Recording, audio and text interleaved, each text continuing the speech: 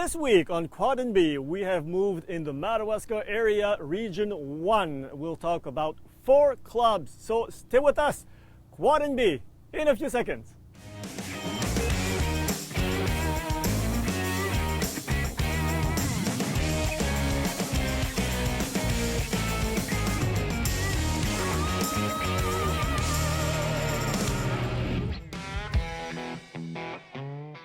Here we are in the most northwestern part of New Brunswick, the Madawaska region between two frontiers, Maine and Quebec.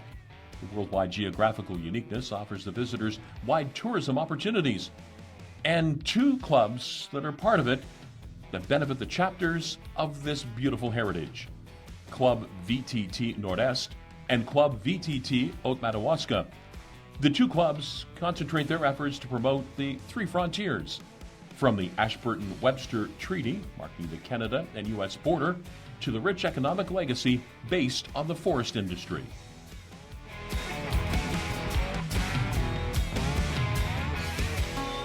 Here we are back to Quad and B with this segment. We're in the Madawaska area now. Presently, we're in the Edmundston city, where we will be talking in the first part of the show with our first guest, Réal Levesques, president of the Nord-Ouest ATV Club. Réal, welcome. Hi, come and join me. Come and join me. Nice to see you again. Same here. How are you? Great to see you even then. Réal, we'll talk about... Yeah, you take off your helmet. Yes, for sure. We will be talking about 2 clubs for this first segment of the show, and then we will talk with an ATV passionate, Alban Thériault, that you know quite well. Quite well. Yeah. Quite well. So, Réal, let's talk about the Haut-Madawaska Club and the Edmundston Club, the Club VTT Nord-Ouest, as you call it. How are things with those 2 clubs? Membership rising? Everything is looking great? In the last 2 years, the only thing we've seen is increases, so that's good. Membership our way is about 724 for last year, and for the Haut-Madawaska Club, they had an increase. They're up to around 325, That's it. which is still, I think it's even a historical summit for them. Yes. So, Yes. and same for us. It's Yes. as high as we've seen so far in terms of membership. How do you explain that?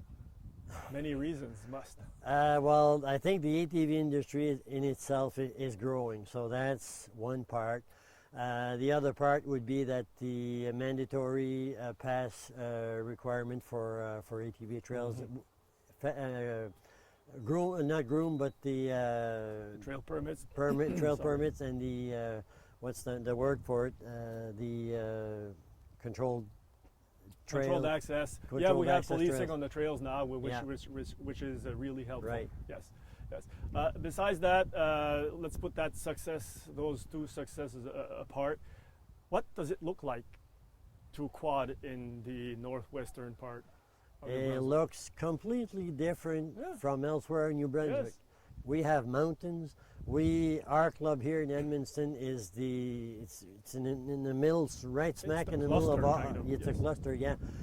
We connect to the Haut-Madawaska, meaning Clare, Lac-Baker, St. Francois areas, and you can connect through Quebec that way, or we connect directly on the Quebec border, or if you go down south, then we connect to the Saint-Anne and Green River Grand Falls ATV also. clubs.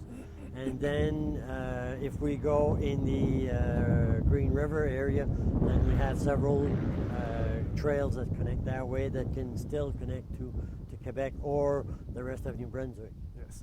If we look at this with a touristic eye, how does it look like? Many sites to visit, many lakes. We talked about mountains. Too many possibilities to explain in 5 minutes. Yeah, that's it. But what I can tell you is here the scenery is mountains, we have lakes, we have streams, we have brooks, rivers, you name it, we probably have it. Yes. So if you look at the Haut-Madawaska area, we connect you connect to the Baker Lake, Yes. and then Lac Unique or Unique Lake, and then also Glacier Lake. Yes. So that's three lakes just right there. And the great part of your area is, I call it a little finger, because you're bordered by the Quebec, you're bordered by Maine, and you have this little finger here. The upper part of the St. John Valley, what they call the Glacier Lake, this is something to visit itself also. Isn't there a mark, a three frontier mark or something? There is, yes. It's what they call in French la borne des trois frontières.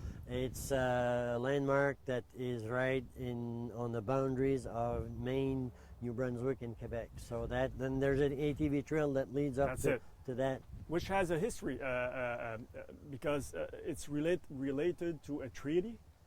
I think so. It is, yeah. It is. 18 something. Yeah. Yes. So everywhere. Don't I ask won't me go there, what the year, me neither. 'cause that I'm not sure. I think it's 1800s, and so. So Réal, many things to see here. A good organization. Is being close to the Quebec borders making so big impact as we pretend? Well, I've traveled to those areas, and often when we say, well, I think we're identified from New Brunswick, so people ask us a lot of time, how can I get to this place or this place or this place? And last year I was actually in Saint-Honoré at the Mont Stadel, and I left about 25 trail maps of our club there with the manager, and I said, if you need more, don't be shy, call me. And about 2 weeks after he called to say, can you bring me some more? I ran out. So people are asking, and from here sometimes we tend to go Bas-Madawaska or Quebec or Upper Madawaska. They from Quebec, well, New Brunswick, for them is a destination. Yes. So yeah. Yes. Is what's happening elsewhere in the province? Do you feel that there's an impact for your group here that is positive? Oh, definitely, because if we look at New Brunswick, the whole province, ATV-wise, and it's in expansion. Yes. So we're part of that too. If we look at our membership for the last 2 years, we're going up. We're going up. Even this year, as of today, we are about 35 passes ahead on last year's sales. Good. So we're going up. I don't know how much we'll end up at, but we're at a good rate now, and if all goes well, we should either reach what we did last year or maybe even pass it. That's good. So the tourists that are watching the show, or even people from this local area or the regional area, know that anywhere you go in New Brunswick, every place we go, it's a special attraction itself. Oh yeah, definitely, Yes. because with the landmarks we have here, the mountains, especially the mountains, the lakes, the trails, you probably won't have the same scenery. Maybe you can find it elsewhere in New Brunswick, but here, every time you go out, something changes. That's So That's it. especially in the winter with the snow, when you go through a trail, pine or spruce trail with fresh snow, that's really Yes. handsome. Yes. And awesome, I should say. And with those trails, groomed trails, especially in winter, that's also a landmark to see, because we've been told that we don't have trails elsewhere like ours. So. Yes. Réal, we are within the Madawaska First Nations boundaries. People have access to a casino here. Yep.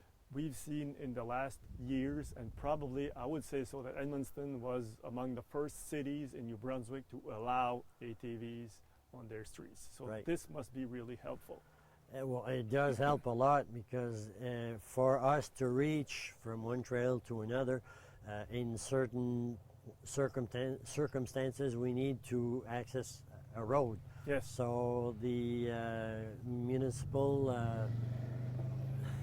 visitors. He's a member. He's a member. I can say. The municipal council has been behind us for the last 15 years, or basically, and a great thing was started about 16 years ago by volunteers. Those volunteers are essential for our clubs.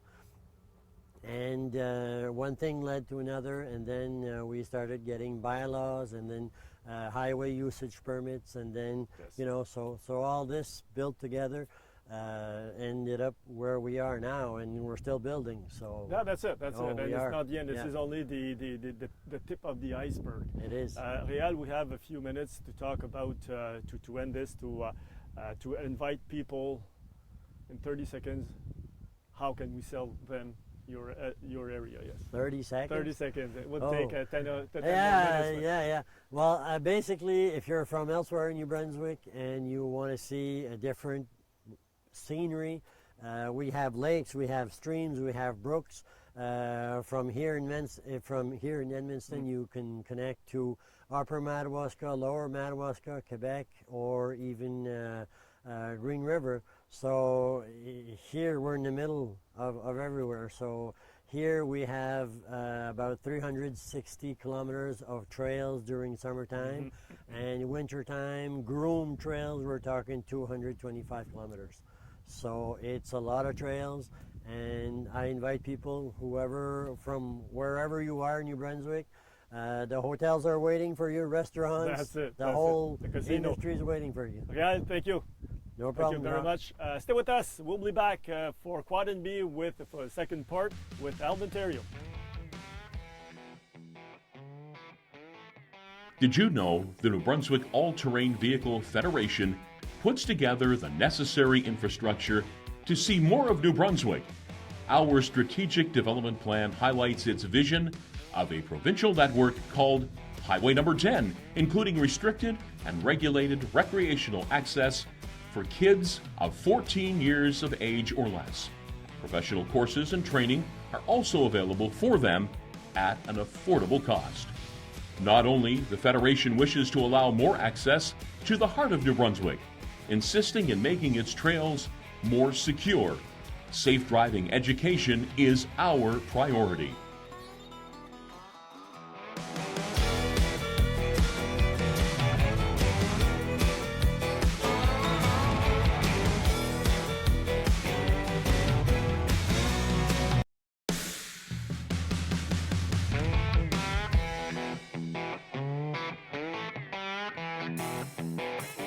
The regular and unconditional ATVers know that ATVing is being practiced under all conditions: rain, shine, warm weather, or the cold of winter.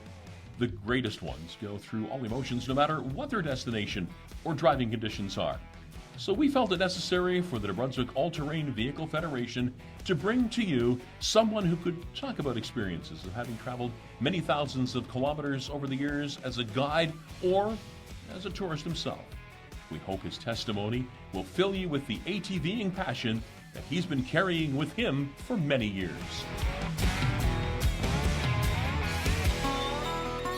Welcome back to Quad NB. Yes, I spoke about it in the first portion of the show. We will be talking with a quad passionate and unconditionally. His name is Alban Thériault. Alban, we're in the northwestern part of New Brunswick. He was involved for many years in the development of the ATV industry in this area, the Madawaska area. Alban, thanks for being here with us. It's great to see you again. I know, I lived it with you. You're unconditional, passionate about quadding. That's it. Where did this all start for you? To me, it started a long time ago. I would say when I was 18 years old, which is a long time ago. My father bought the first snowmobile in Edmundston now, St. Basil.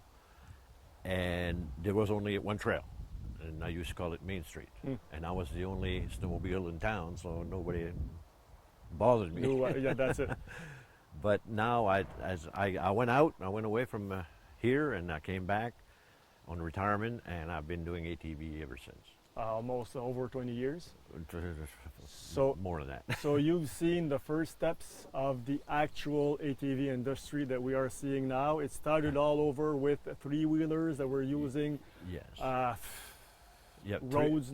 Three-wheelers. People were going close to the city, didn't go too far with that, and we started to develop trails and more trails, and people bought machines. They wanted to go farther, and they got bigger machine. You can go farther, and it's continuing to develop, and we have a tremendous trail system in New Brunswick. Yes.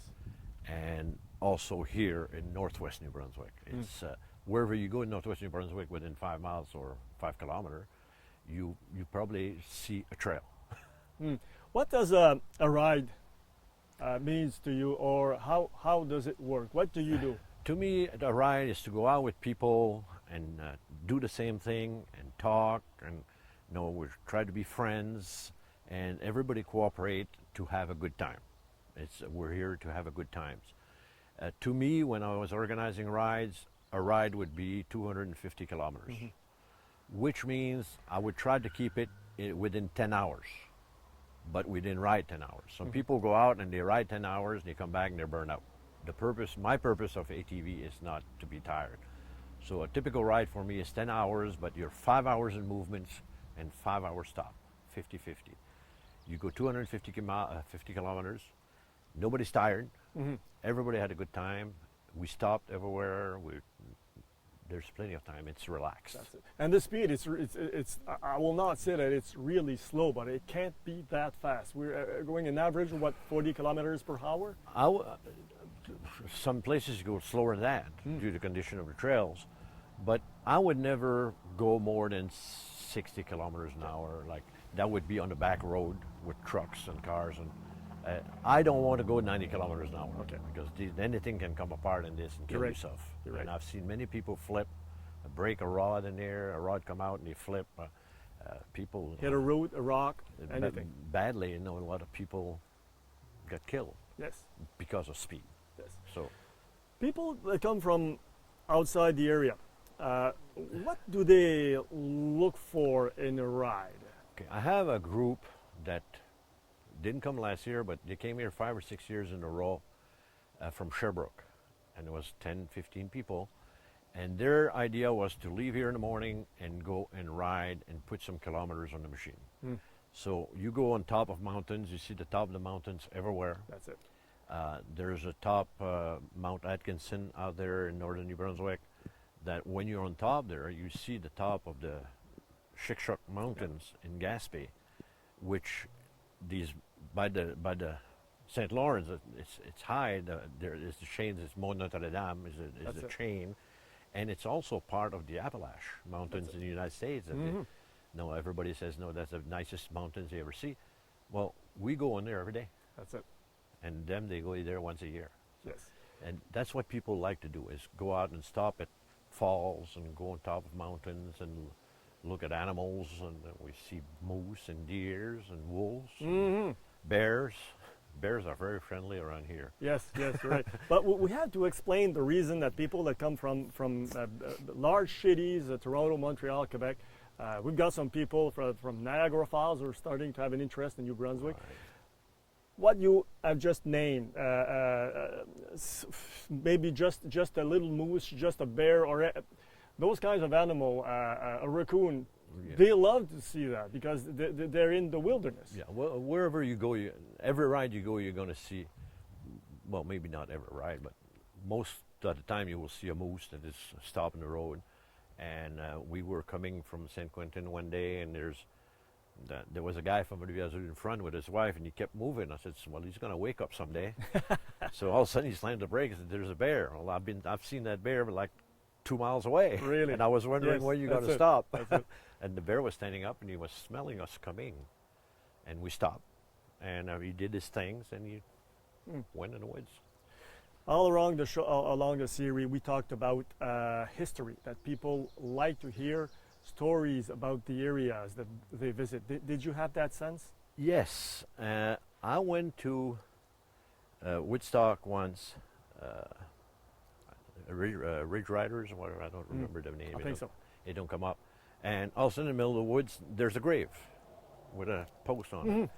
I said, well, what happened here? Well, it was a couple of 100 years ago, somebody died, they buried him here. 1700s? We've seen, and I never knew there was one up here, and there is one up here. Oh, there is? Yes. Oh. And you go there, and you got a little tombstone, and that's it, in the middle of the woods, just like this. And this area, like elsewhere in the province, those kinds of little, what we call hidden treasures, yes. The only way we can see them and discover them is when you're riding on an ATV. There's no way you could go there with a car. That's it. That's it. So you need an ATV, which every time we go on a ride, we discover things. No, like I hear there's a falls there, so we go and stop and we go down and look at the fall and take pictures. And we go on top of the mountain and we see valleys. There's a hill over there, there's a mountain. You go on top of there and you see all this side of St. John Valley, Maine and New Brunswick, and you see the county, the line, the international boundary go up through the woods over there. So it's a very interesting sites to visit. Well, when people come here, they like to see that. For some reason, they see a mountain, they have to go on top of it. Yes.